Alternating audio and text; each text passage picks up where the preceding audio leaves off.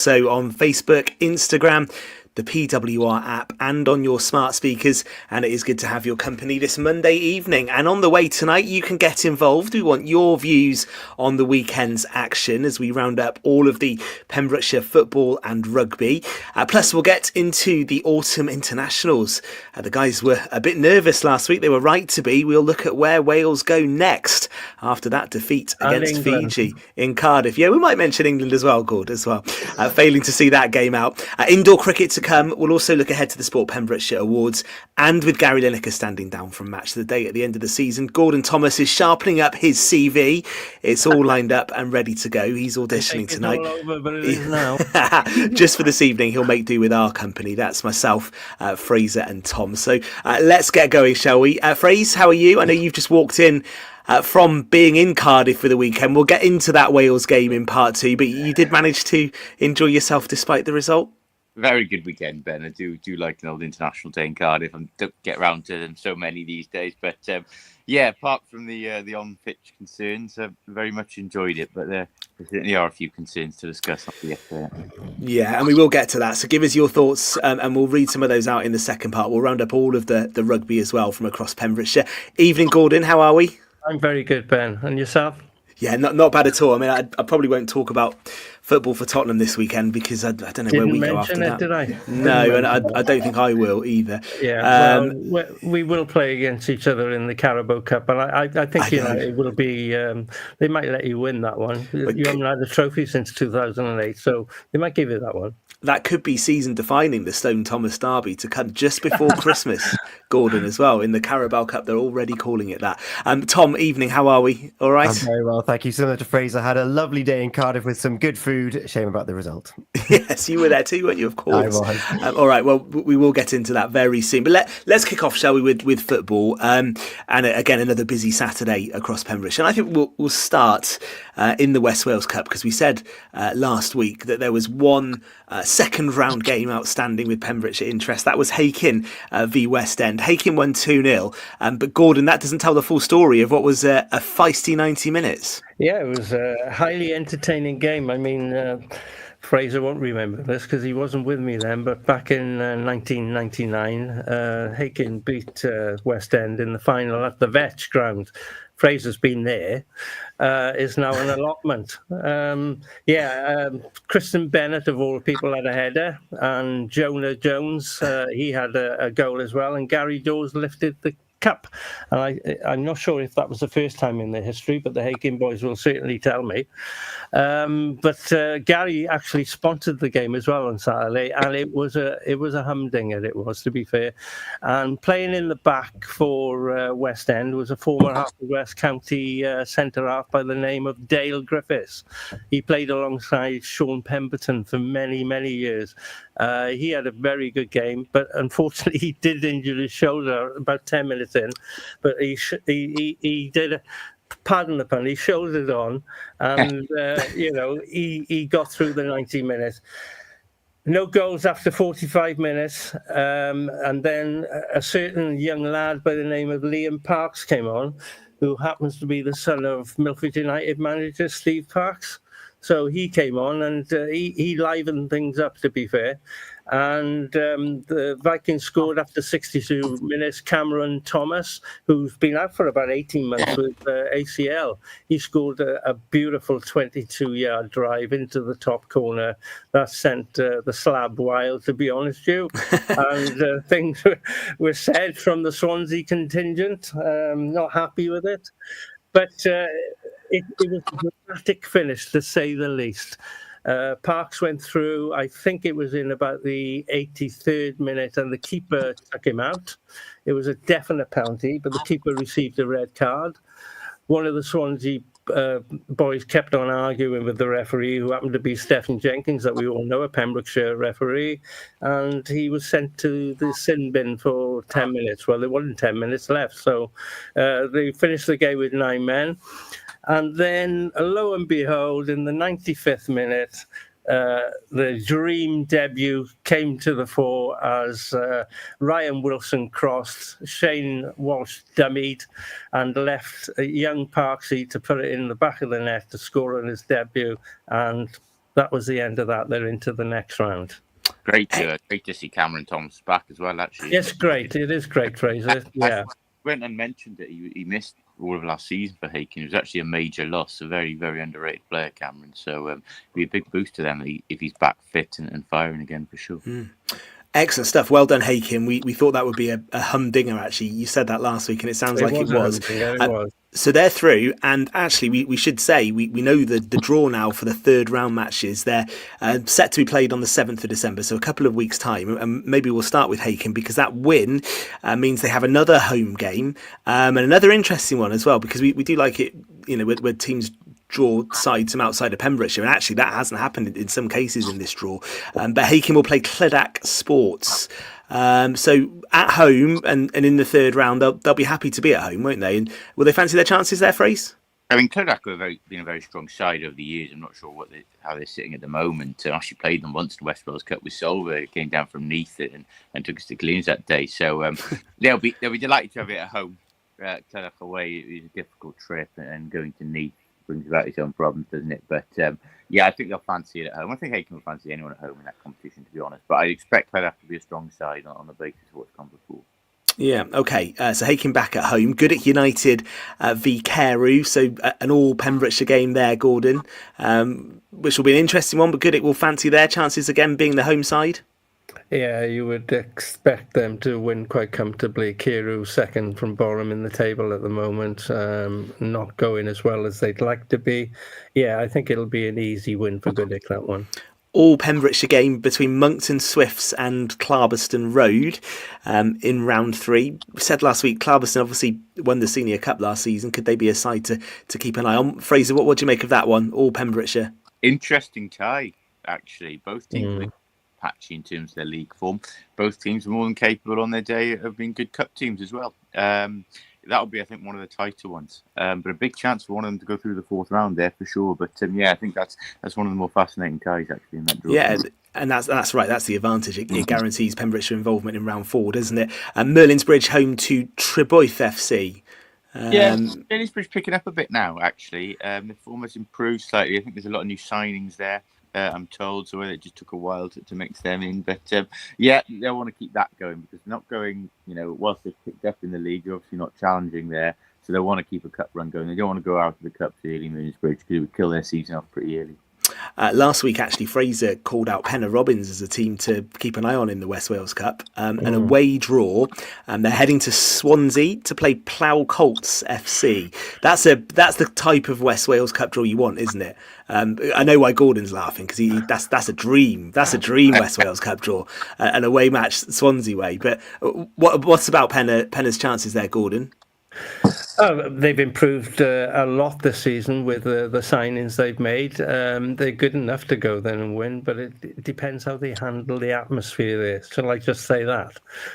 Because it can be difficult in Swansea at the best of times. No disrespect to any of their clubs, but they don't give you the best of welcomes. You have to be able to handle that and play your football and make sure you stick the ball in the opposition's net. So I think Penna could win it. Yes, I think they could.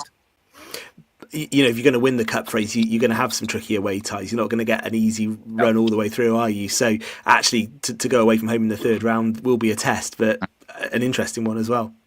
Yeah, absolutely.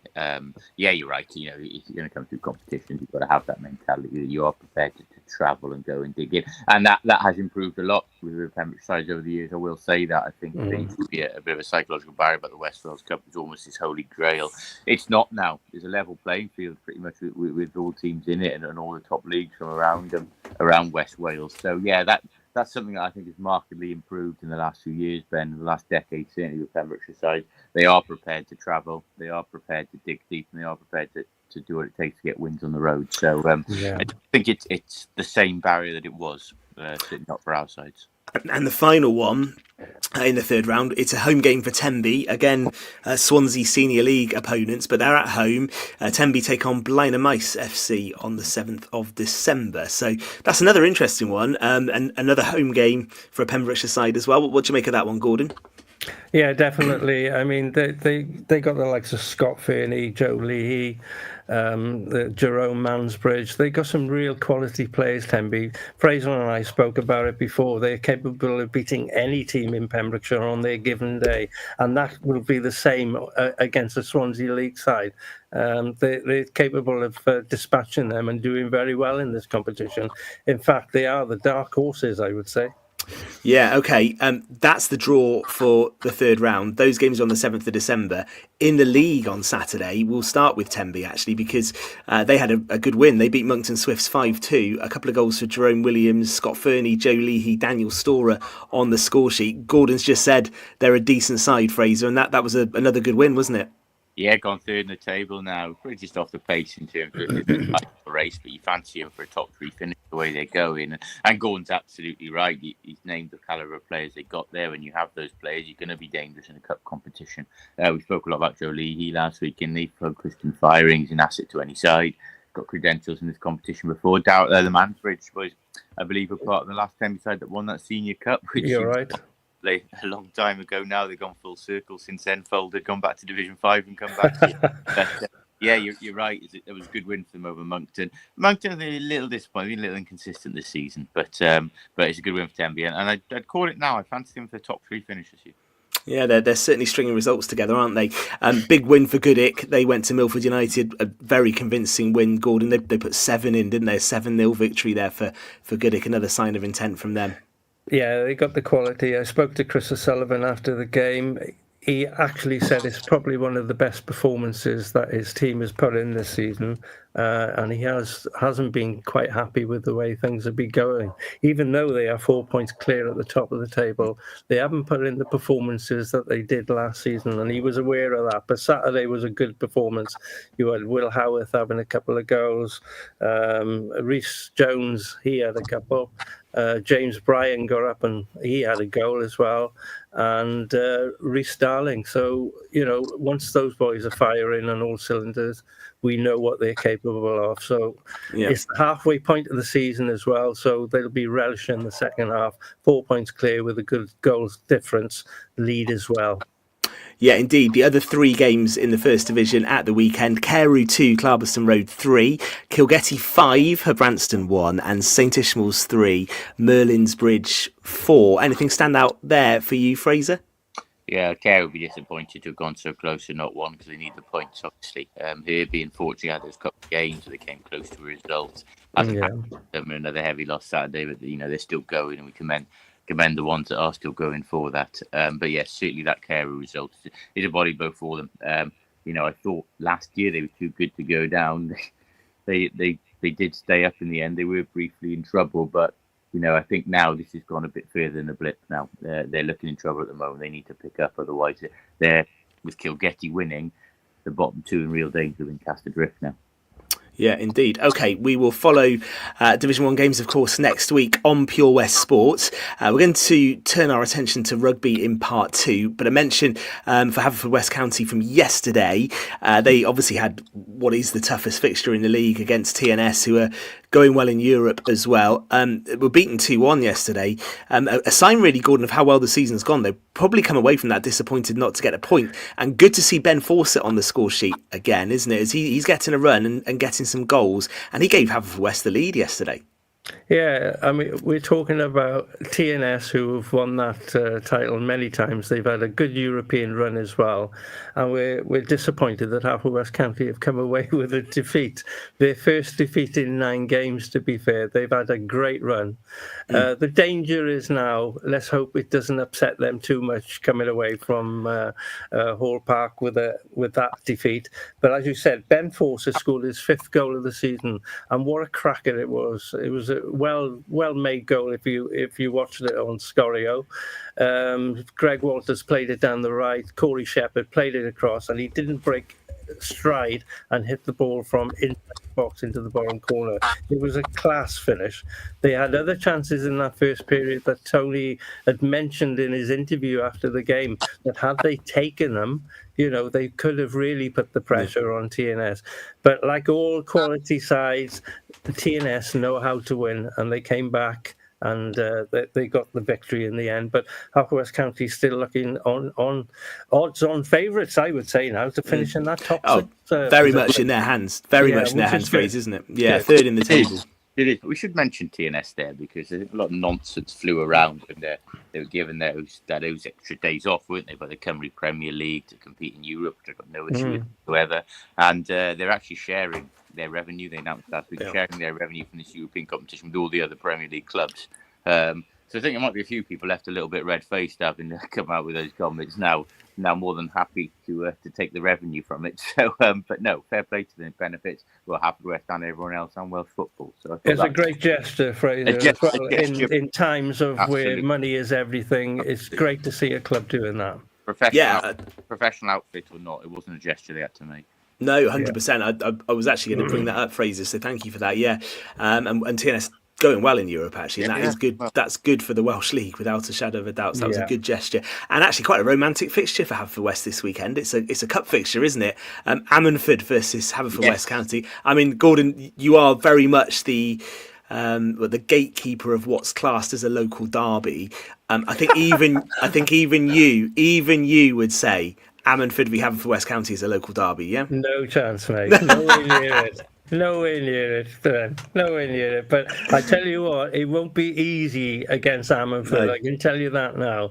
They're doing okay in the division below the Welsh Premier. They got a couple of tidy players. So Haverfordwest will need to be at their best to make sure that they do well and get a victory. But it gives Haverfordwest a chance as well to possibly do well in this cup competition. Yeah. Because when you got the likes of Pennybont not in it, I know as long as they avoid TNS, they're capable of beating any of the teams there. But don't get ahead of yourselves. They've got to beat Ammanford and Ammanford first. That will be tricky, and Tony Pennant will be probably mindful of the team he picks for that. And he was in the last round. I think he rotated a bit, used some of the youngsters, but you play sides just that level down. And he said, didn't he, you can't just play kids because they're quite street smart teams you're going to come against, and it's a tight ground in Ammanford as well, isn't it? You can just see that could be a banana skin. Great atmosphere there, Ben. You've got the drum going, everything's going. It will be a loud affair, And played for both. There's a few. Lee Trundle played for both, didn't he? He did, yeah. Yeah, must be a few others. There's a Hakin boy playing for him now, Titch. You remember him, Fraser? Adam John still playing for him. Luby was there for a little time, but he's gone back to Hakin. So, there is. And Stotter, funny enough. Alfie Stotter went there, and he's at Hakin now. So they've had a bit of a pedigree of Haverfordwest players playing for them. So it'll be interesting, Ty. Yeah, no, that will be. That was definitely one to watch at the weekend. All right, that's the local football. I'm sure we'll come back to that again before the end of the show. Next, though, we'll change the shape of the ball. We'll have a look at how the local rugby went, and we'll check in with Fraser and Tom after their weekend in Cardiff and find out where Wales go next. Oh, we've lost Ben, so we're going to take a moment now. Eaton-Evans and Morris Solicitors have traditional values, but they have a